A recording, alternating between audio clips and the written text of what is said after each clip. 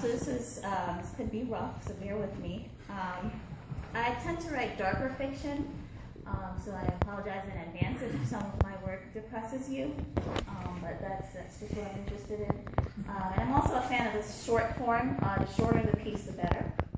My first piece that I'm going to read, I selected 4 flash fiction pieces to read.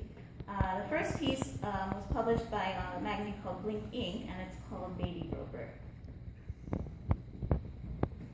Part of me was afraid. The other part was guilty. But I gave him the money anyway, and he handed my new daughter to me, adorned in pink, smiling, and going on. The next one is another short piece called Start to Stop. This one, Rusty Neal published it in 2012. Okay. He walks in the bar and takes his usual seat. 3rd bar stool from the right. Hey Ben, Ron, the bartender says. The usual? Yeah, better make it a double. He looks at the glass Ron sets down in front of him. Thinks so much he really loves the way the brown liquor looks in the glass. Loves the sight of the ice in the liquor, even loves the sound the ice makes clinking against the glass when he picks it up. He remembers her eyes then, the way they filled with tears, the way her lips looked when she said the word please, the way he felt her fear pierce his bones. He had promised that he'd stop. He picks up the glass, lifts it in the air, and nods at Ron. One quick gulp, head cocks back, and the glass is now empty. Hit me again, Ron, he says. Just this last time, he thinks, and promises himself that he'll start to stop tomorrow. The next one is another, it's still considered flash fiction, but it's probably the longest piece that I've ever written in terms of short fiction. It's a little over 600 words, but still flash. This one was in Zest Literary Journal in last October. In his eyes, I see nothing. I had thought that I would by now.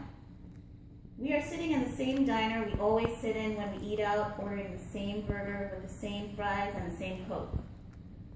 Bernard orders for me because he says that is what American men do. I have always wanted to try the barbecue chicken sandwich, but I never say anything.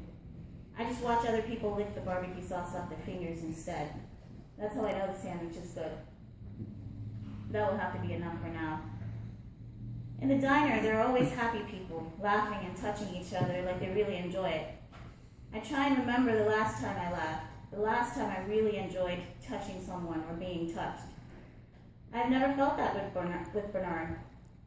His touch is uncomfortable, and whenever he touches me, I feel a little bit of me deteriorate. Eventually, I will be nothing, but I'm not allowed to resist him.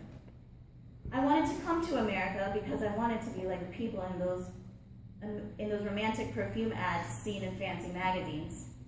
I wanted the passion in those ads. I wanted love. Bernard agreed to marry me so that I could get my green card.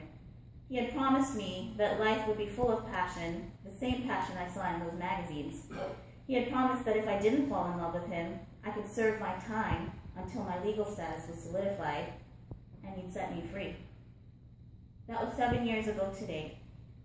He brings me to this diner and tells me to wear a skirt instead of jeans because we are celebrating our anniversary. I looked up anniversary in the dictionary the other day, just because, and it means the annual recurrence of a date marking a notable event. I guess our arrangement is notable to him. The waitress brings our food to the table, and before she can put the plate down, Bernard is reaching for his burger. The waitress is shocked. She gives him a disgusted look and walks away. He doesn't notice. He's too busy eating and making noises with his mouth. This burger never gets old, he says, his mouth still full. I give a half smile and then take a bite of mine. I'm not hungry, but if I don't eat, Bernard won't be happy with me.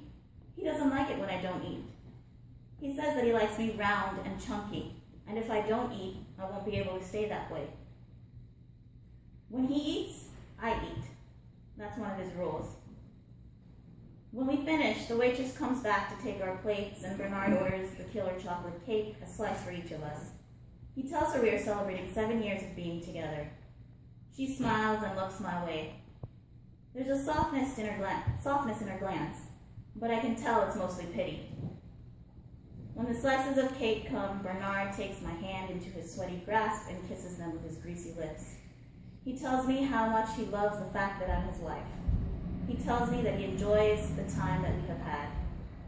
He never tells me that he loves me, and I don't mind, because I wouldn't know what to say if he did. He thanks me for staying, and I say, "You're welcome." All the while, I'm thinking how I can go back to my country. I could walk away and go back to my old life. Bernard makes it a point to remind me often that I haven't received my green card yet, that the government would throw me in jail if I ever tried to leave him.